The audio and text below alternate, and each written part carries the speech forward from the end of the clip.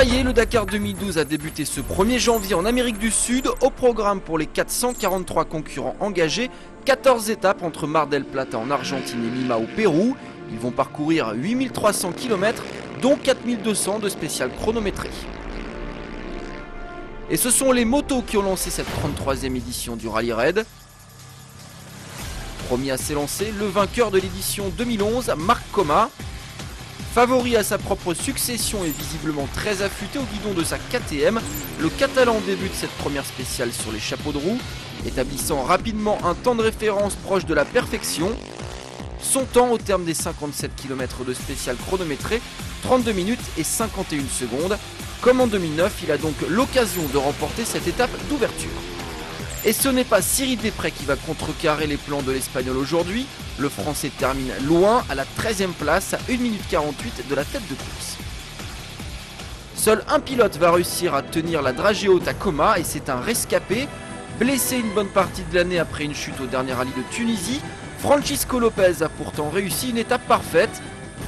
Dès les premiers coups de gaz, il a tout simplement mis une claque au chrono réalisé un peu plus tôt par Marc Coma.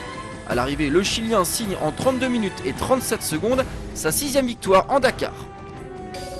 Derrière Chaleco, on retrouve Marc Coma à 14 secondes et l'Argentin Javier Pizzolito à 27.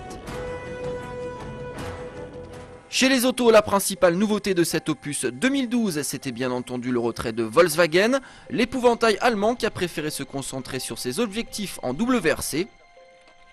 Les Touaregs restés en Europe, leurs pilotes ont dû trouver de nouveaux volants. Giniel de Villiers par exemple officie désormais sur Toyota. Nasser Latia lui pilote un Hummer. Et visiblement le deux roues motrices du Qatari n'est pas encore totalement fiable. Preuve en est, victime d'ennuis mécaniques, le vainqueur de l'édition 2011 termine à 9 minutes et 50 secondes du premier. Giniel de Villiers par contre limite les dégâts.